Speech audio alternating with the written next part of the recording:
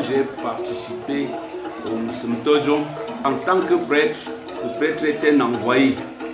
Ça veut dire que là où il arrive, il appartient à ceux à qui il est envoyé. Donc, ce qui veut dire que j'aurais dû faire ça à Bamso où je suis curé, où je me suis bien intégré aussi culturellement et traditionnellement. J'aurais dû faire ça à Bati où je l'ai déjà fait et où je suis conseiller spécial du chef, je suis Sofo. Mais je suis bandunais parce que de toutes les façons, on a une racine. Un arbre peut produire beaucoup de semences et chaque semence porte l'odeur de sa racine. Donc c'est une donnée anthropologique qui n'est pas discutable. Voilà donc ce qui a motivé ma participation au festival, au grand festival Banjoul. L'évangile, c'est la bonne nouvelle. Et dans bonne nouvelle, nous voyons le bien. Si un peuple se réunit et vit ce qui est bien, c'est une bonne nouvelle. J'ai eu la coïncidence que, arrivé dans mon premier poste d'affectation, le roi Bati m'a beaucoup aimé, beaucoup aimé. Il m'a initié dans la forêt sacrée. Mon papa était vivant. Quand je reviens, je lui dis le titre qu'on m'avait donné à la forêt sacrée à Bati. Il dit, mais c'est le même titre que j'ai ici, à Tsunofu. Et donc, même ma mère me dit, mais tu as le même titre que ton père. Mais quand j'entrais dans la forêt sacrée, j'avais peur. Mais je me suis rendu compte que je ne peux pas trahir à la population ce qu'on a fait là-bas. Mais c'est quelque chose de fort, c'est quelque chose de beau. Quand on en sort, on est homme véritablement. J'ai eu aussi, par coïncidence, la chance de succéder à mon père. Et je connais parfaitement mon père qui repose là. Je l'ai guidé jusqu'à la dernière seconde de sa vie. Et je sais que c'était un homme droit. Donc à partir de là, je ne peux pas aller demander des informations ailleurs. À partir de ces témoignages, je me suis dit, je vais rechercher, je vais faire des recherches. J'ai parcouru beaucoup de bibliothèques ecclésiastiques, même au Vatican, à Yaoundé chez les spirituels et chez les sacré-cordiens qui ont été. Tout ce qu'on nous donne comme interdit, il n'y a pas un écrit. Il n'y a pas un seul écrit. On dit il n'est pas la terre, la tradition, c'est un gros mot dans lequel il faut aller dans les détails. Il n'y a aucune lettre du pape, d'un pape. Il n'y a aucun passage de l'évangile qui interdit à un bandunais de danser le mot.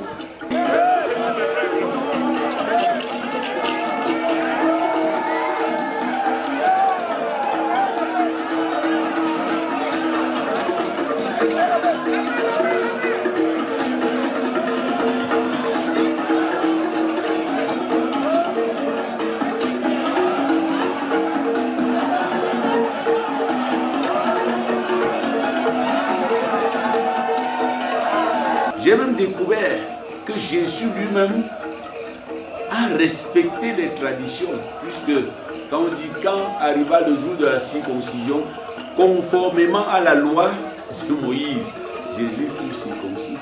Mais et chez nous, quand nous parlons par exemple du culte des ancêtres, si vous prenez le livre de l'Exode au chapitre 13, vous allez vous rendre compte que Moïse, en quittant l'Égypte, a pris les restes de Joseph et de Jacob. Donc il a pris, quand on dit les restes, vous comprenez que chez nous, nous prenons seulement la tête, mais là les restes, ce n'est pas seulement la tête. Il a pris pour rentrer maître au milieu des siens. Donc je n'ai pas perçu radicalement une opposition entre foi chrétienne et tradition. Mais maintenant, il y a des éléments que nous n'avons pas beaucoup compris et dans lesquels il peut y avoir des abus. Il peut y avoir on peut aller au-delà de ce que la tradition prévoit. Quand on parle de, ici même, quand on t'envoie pour dire ce qu'il faut pour le Louvre, arriver, le démarcheur augmente. Après on dit que c'est la tradition, c'est pas ça la tradition.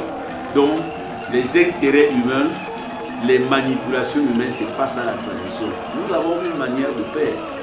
Je suis membre de 4 sociétés secrètes à Banjul. Beaucoup de personnes, quand ils entendent parler de sociétés secrètes, ils croient que c'est la magie. Mais quand la police camerounaise fait une réunion avec le gouverneur, le CDO, etc., Ils ne sortent pas dire les résolutions, c'est une réunion secrète. Parce que s'ils diffusent à la radio, voilà ce que nous allons faire pour prendre tous les bandits, ils ne vont prendre personne. De même, quand nous sortons de la forêt sacrée, après avoir pris des dispositions pour le village, on applique seulement le village fonctionne bien. Nous n'avons pas envie d'aller dîner. Donc, un secret, c'est ce qui lie même des hommes sérieux. Alors, quand vous entendez société secrète, il ne s'agit pas de sorciers, il s'agit de personnes qui sont capables de garder le secret. Et c'est pour ça qu'on ne nomme pas n'importe qui notable. Parce qu'aujourd'hui, dès que vous dites à quelqu'un, écoute ce secret, dès que vous finissez, il a enregistré pour donner à quelqu'un. Voilà l'importance même des notables. Si on vous met notable, on vous éprouve pour voir votre capacité. Donc quand nous allons dans une société secrète, ce n'est pas pour faire de la magie ou de la sorcellerie, c'est pour réfléchir sur l'administration du village. Et quand nous prenons des décisions importantes, il y a des choses, nous discutons. Certains peuvent être pour nous contre. Mais quand le décret sort, le décret royal sort, on dit le roi a décidé ainsi. Personne ne vient dire c'est moi qui avais proposé cela, même si c'est vous qui aviez fait. C'est ça le rôle des sociétés secrètes. Et nous le faisons pour la vie du village. Il y a beaucoup de choses qu'on ne peut pas traiter toujours en public, mais pour lesquelles il faut écouter le public. Le notable donc écoute le public et rentre, on discute et on sort quelque chose pour le bien du public. Donc je suis militant pour que de plus en plus les Africains considèrent leur culture comme leur identité radicale.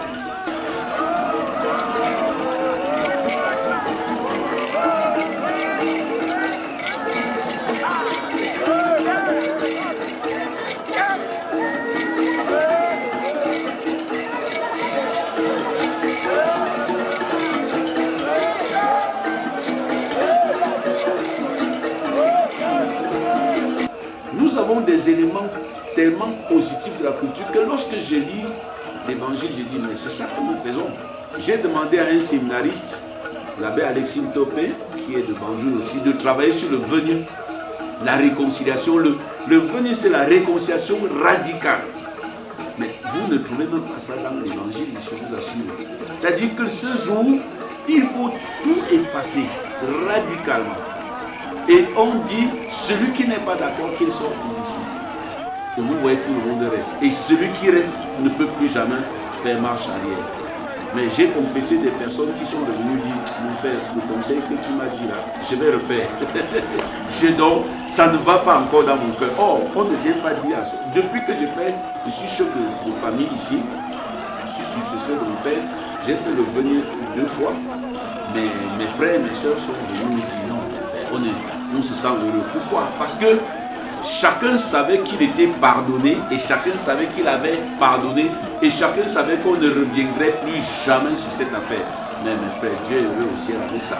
Je n'ai pas envie de savoir si le pape est d'accord ou pas. Je suis moraliste, je suis docteur en morale et je n'ai pas eu le diplôme au téléphone. Je l'ai eu en travaillant dur pour savoir à un moment ce qui est le bien à faire et le mal à éviter.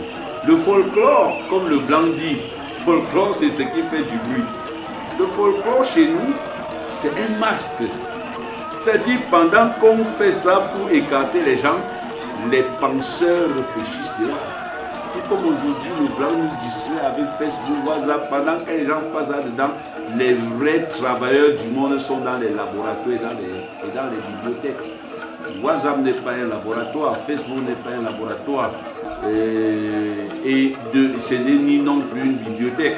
Vous ne trouverez jamais aucun livre sérieux sur Facebook ou bien sur Google qui ne soit pas vendu. Chaque livre scientifique se vend. Donc chez nous aussi, quand nous voulons parler sérieusement, on met le cul-faux dehors pendant qu'on joue, les faux qui circulent et nous on traite tranquillement parce qu'autrement ils viendraient nous déranger tout le temps. Donc voilà un peu ce que je voudrais dire. Je suis très fier de toute façon. Je ne trouve pas une position radicale. Il y a des éléments, le mal est mal. La sorcellerie est sorcellerie, etc. Et ça, ce n'est pas notre tradition. Parce que la sorcellerie dit même chez les Blancs. Chez eux, ils ont même des chaînes de télévision pour la sorcellerie. Donc on ne doit pas dire que la sorcellerie, etc., c'est la coutume africaine. Mais je suis très fier et très heureux. Je ne peux pas vous dire nos secrets. Si vous êtes intéressé par ce que nous faisons aux femmes, donnez ce que nous mangeons, vous entrez, vous allez vous rendre compte que vous êtes vraiment énorme. Donc, moi, je me fais je suis aucune sorte de vie. Vous avez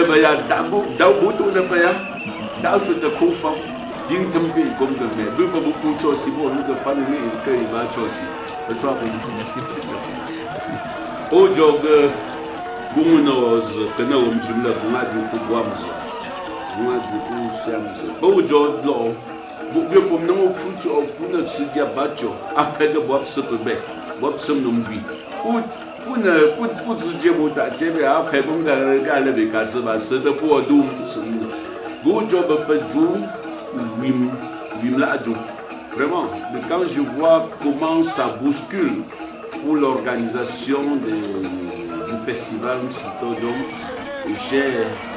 j'ai une joie au fond de mon cœur parce que nous sommes l'un des villages en Afrique qui avons pris à cœur cette rencontre des fils bantous et même des fils africains à cœur. Je tiens à féliciter tout le comité d'organisation, je tiens à féliciter toutes les élites. Et comme c'est toujours d'une ville à une autre, j'ai remarqué quand même que d'une ville à une autre, aucune ville n'a jamais organisé seule. Il y a une dépense comme cette année, Douala, Bafoussam et autres soutiennent. Et donc c'est vraiment ce que nous on dit dans notre langue qui nous est chère, la Pechang dans le jeu. Merci, merci.